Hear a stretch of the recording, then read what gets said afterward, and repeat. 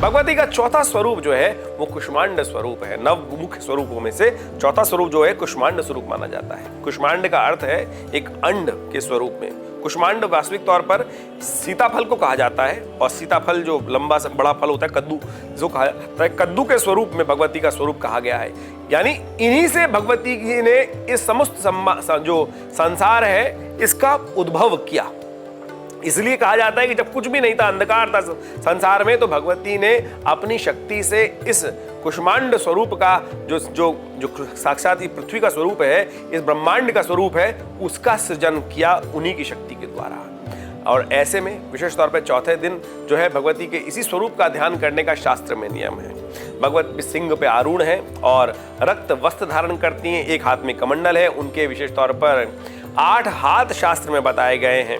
चक्र इत्यादि, गदा इत्यादि, विशेष माला इत्यादि, वरद मुद्रा इत्यादि में ये हाथ जो शास्त्र में बताए गए हैं, और इनके अनुसार से समस्त प्रकार से कल्याण का आशीर्वाद प्रदान करने वाली भगवती है। और इनकी पूजा के लिए विशेष तौर पर कहा जाता है कि आज चतुर्थ दिवस पर नवरात्र में इनका पूजन करते वक्त कुष्मांड विशेष तौर पर उनको चढ़ाना चाहिए। पेठे की मिठाई इनको अर्पित करनी चाहिए। पेठे की बलि देने का भी शास्त्र में नियम कर दिया जाता है। कहा जाता है कि भगवान बलि वास्तविक तौर पे कहां से निकली, समझे। बलि का मतलब यह है कि अपने को समर्पित करना मां भगवती के निमित्त, उसके निमित्त मात्र है। बलि किसकी दी जाती है? जो विशेष तौर पर काम, क्रोध, मद, लोभ, ईर्ष्या, द्वेष, इनकी बलि देने का शास्त्र में नियम है। और वास्तविक तौर पर इन्हीं की बलि देने से आप देवता बनते हैं। कहा जाता है कि जो अष्टमी के दिन भगवती के निमित्त भगवती के श्री चरणों में काम, क्रोध, मद, लोभ, ईर्ष्या, द्वेष, इन सब की बलि दे देते हैं और फिर प्रसाद स्वरूप उस प्रसाद को ग्रहण करते हैं, तब वास्तविक तौर पर भगवती की वास्तविक कृपा आपके जीवन में प्राप्त होती है। लेकिन हुआ क्या? बलि देने की जो परंपरा शास्त्र में बताई गई थी, पंचमकारों की बलि, पंचमकारों की बलि देने की व्यवस्था बनाई गई थी। मत्स्य, मांस, महिष, मेष, मदिरा इत्यादि की जो वास्तविक तौर पर ये स्वरूप बताए गए, इनका अपभ्रंश रूप में जो वास्तविक अर्थ तो लोग भूल गए, इन शब्दों को लोगों ने पकड़ लिया। मत्स्य का वास्तविक तौर पर जो अर्थ है वो अर्थ है कि आप बलि दे लोभ की।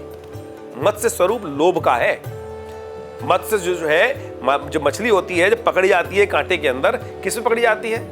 वो एक जिस खास तौर पे कांटे के अंदर एक मांस का या किसी भी आटे की गोली का टुकड़ा लगा दिया जाता है और मछली आती है और उसमें फंस जाती है। तो लोभ में, लालच में फंसना। तो लालच स्वरूप मत्स्य की बलि देने का शास्त्र में नियम दिया गया है। मांस का मतलब है जो आपका, यदि व्यक्ति का सबसे ज्यादा मोह किसके साथ है, सबसे ज्यादा संबंध किसके साथ है? मांस। यदि मांस काटने का कोई बात आए तो कैसे काट सकता है अपने शरीर, किसी अंग को काट के किसी को दान करने की बात आए तो शायद सबसे मुश्किल कार्य होता है। बहुत ही विरले होते हैं जो इस कार्य को कर जाते हैं। तो मोह का स्वरूप जो है वास्तविक तौर पर मांस के स्वरूप में कहा गया है कि ये मोह को, मत्स्य, मांस, महिष का वास्तविक तौर पर अर्थ जो है अहंकार। जो महिष है, जो भैंसा है, उसकी बलि देने का स्वरूप कहा है अहंकार का। अहंकार का कोई प्रतीक है, जो आपने सांड देखा हो तो अहंकार का स्वरूप माना जाता है। भैंसा जो है वो वास्तविक तौर पे उसी का स्वरूप है, अहंकार का स्वरूप। यदि आप किसी रेलगाड़ी पे आपने देखा होगा कि सामने भैंसा खड़ा हो जाए आगे, तो रेलगाड़ी सामने से आ रही है, हटेगा नहीं, कट जाएगा। या कोई भी भैंसे का स्वरूप अहंकार स्वरूप माना जाता है। बकरे का जो स्वरूप है वो क्रोध स्वरूप है। इस प्रकार से इनकी व्याख्या की गई है। लेकिन आज अपभ्रंश रूप में लोगों ने कालांतर में यही अधर्म करना शुरू कर दिया। तो आप समझें, मां भगवती को इन अपने अंदर बैठे राक्षसों का, इन पशुओं की बलि देने का प्रयास कीजिए। यदि इन पशुओं की आपने बलि दे दी तब आप देवता बन सकते हैं, अन्यथा नहीं बन सकते। शास्त्र में तो यही वर्णित है।